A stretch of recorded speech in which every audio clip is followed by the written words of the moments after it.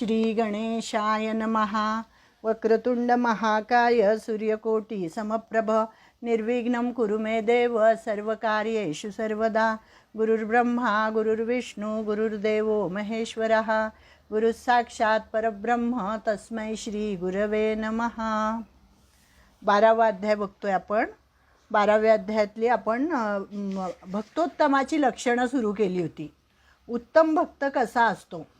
12व्या अध्याय हा भक्तियोगाचा आहे आपण पाहिलं. आणि अतिशय सुंदर असं भक्तियोग म्हणजे काय, भक्तियोग कसा असतो, त्याचं अवघडपण पण भगवंतानी सांगितलं, त्याचं सोपंपण पण भगवंतानी सांगितलं. आणि अर्जुनाला सांगितलं की तू भक्त हो. भक्त होण्यासाठी म्हणून काय काय लक्षणं आवश्यक आहेत, काय काय गुणविशेष आपल्याकडे पाहिजे, अर्जुनाकडे पाहिजे, असं भगवंतानी सांगायला सुरुवात केली होती. तर त्याच्यातला आपण 12वा का कितवा श्लोक पाहिला बरं. 13 ते 13 व 14 असं आपण अद्वेष्टा सर्वभूतानां मैत्र करुण एवच निर्ममो निरहंकार समदुःख सुखक्षमी संतुष्ट सततम योगी.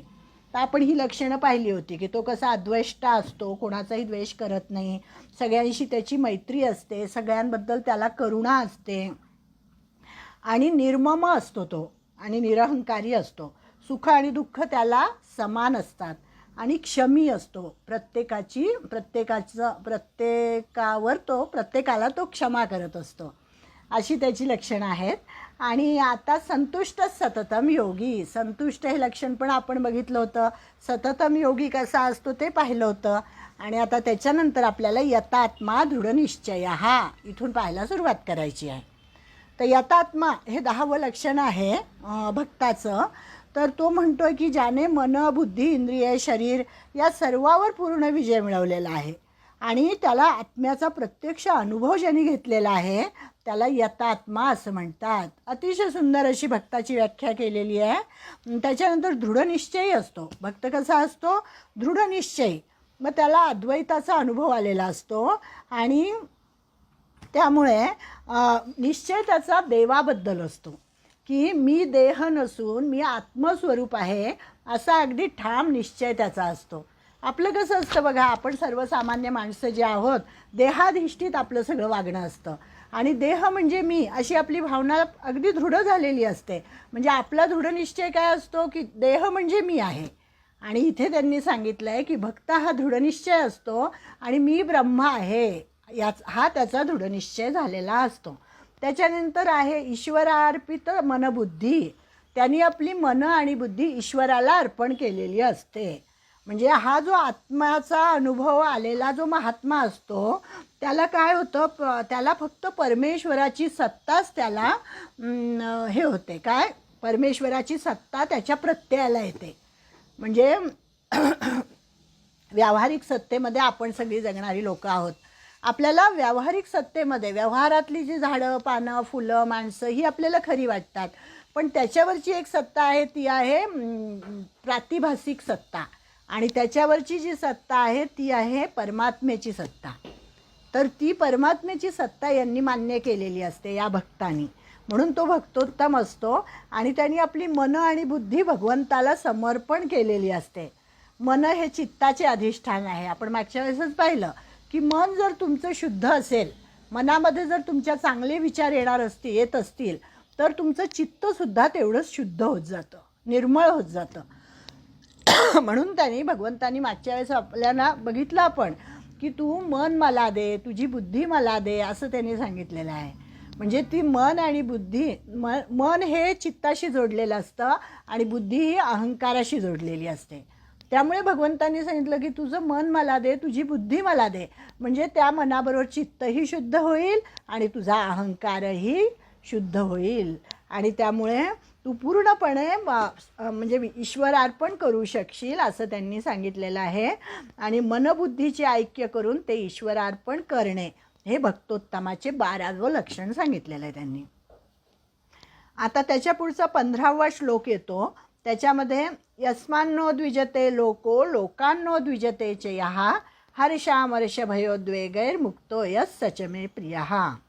12व्या अध्यायातला 15वा श्लोक आहे.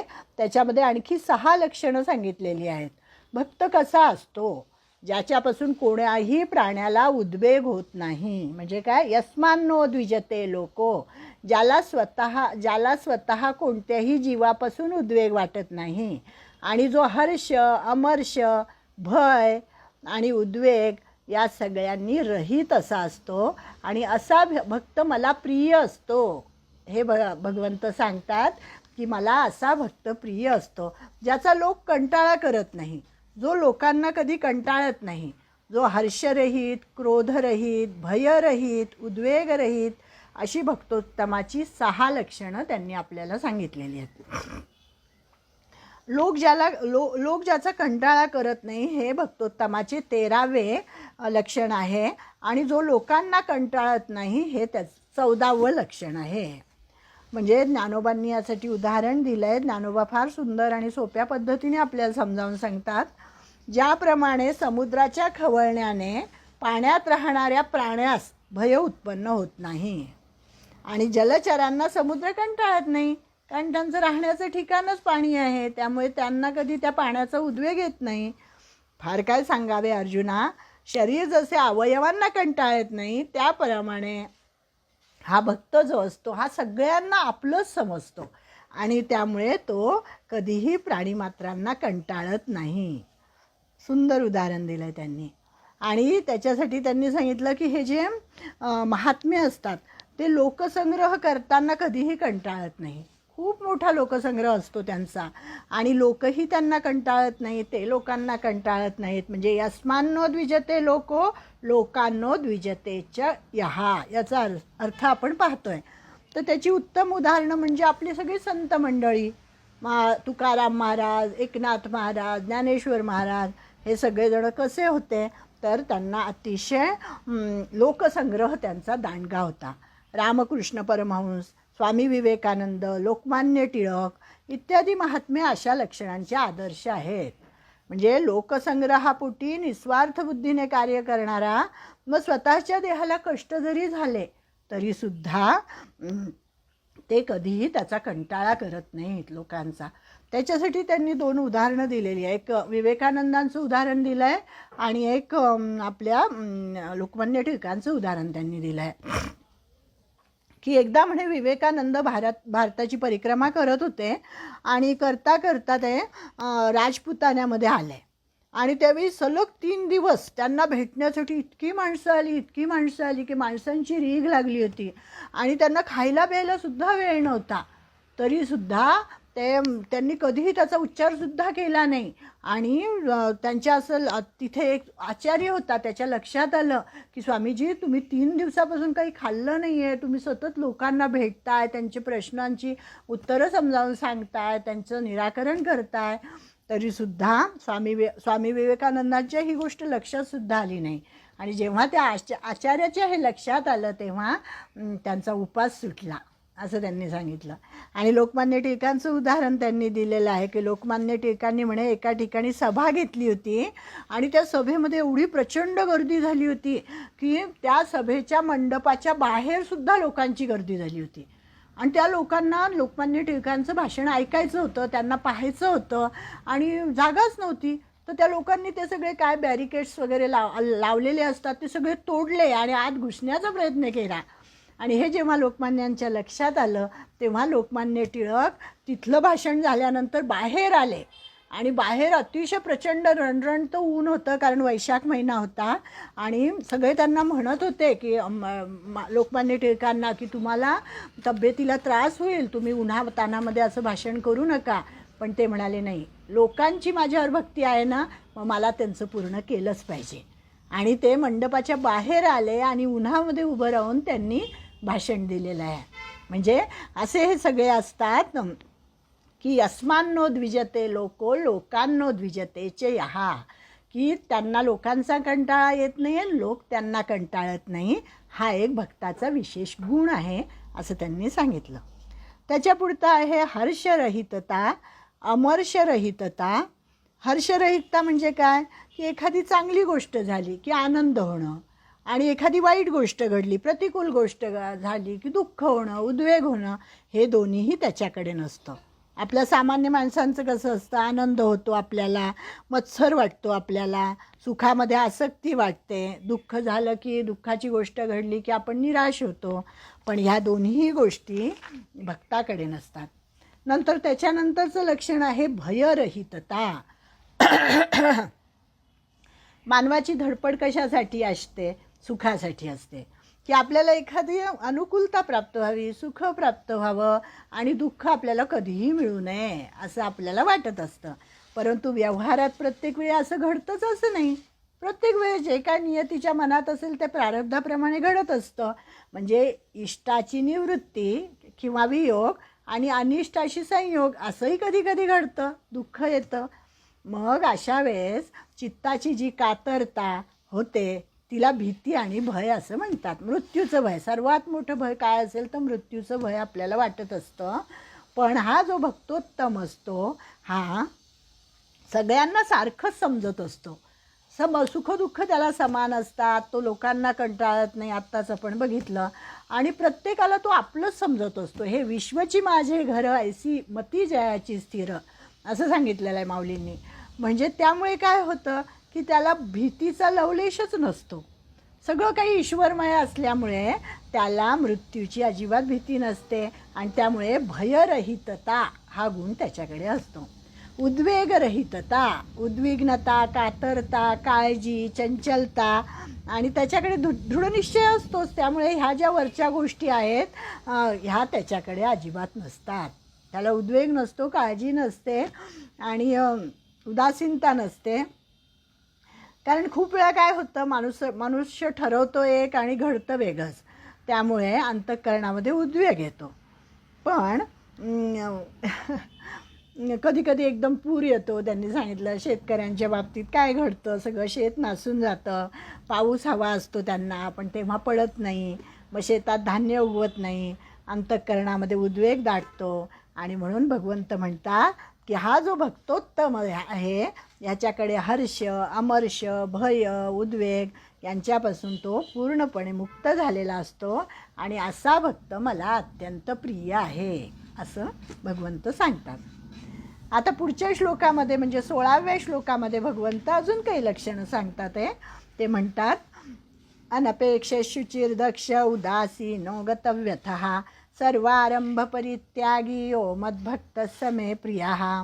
जो आकांक्षारहित आहे तसाच अंतर्बाह्य शुद्ध आहे आणि चतुर अर्थात ज्या कामाकरता आला होता ते पूर्ण करून चुकला, याचप्रमाणे पक्षपातरहित आणि दुःखापासून सुटलेला असा तो सर्व आरंभाचा त्यागी माझा भक्त मला प्रिय आहे.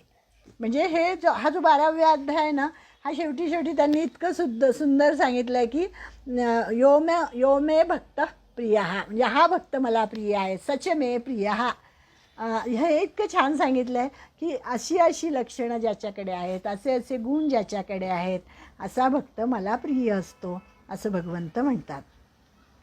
आता निरपेक्षता हा गुण त्याच्याकडे असतो. कारण की मानव सदैव आकांक्षा करत असतो, अपेक्षा करत असतो, हे मला हवं आहे, ते मला हवं आहे असं असतं त्याच्या मनामध्ये.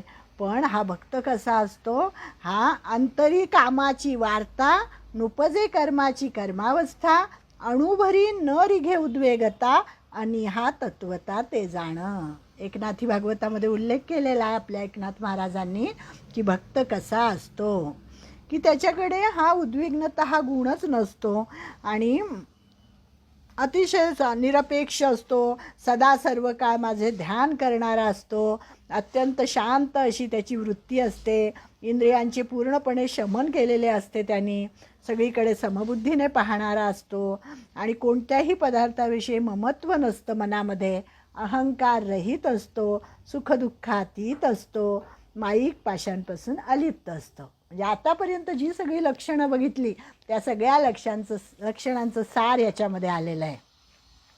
असा हा भक्त असतो. पुढचं आहे शुचिता. अंतर्बाह्य शुचिता हे भक्तोत्तमाचं 20वं लक्षण आहे.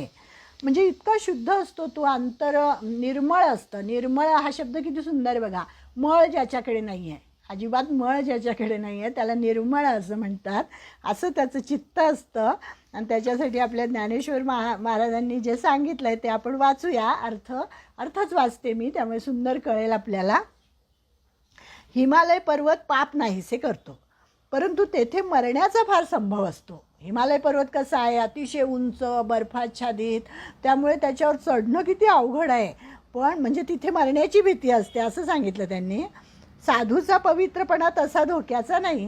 म्हणजे हिमालयासारखा उत्तुंग आहे साधू, पण त्याच्याकडे धोका नाही आहे. तो आपल्याला त्याच्याकडे म्हणजे संत समागम झाला की पाप आपोआप नाहीसं होतं.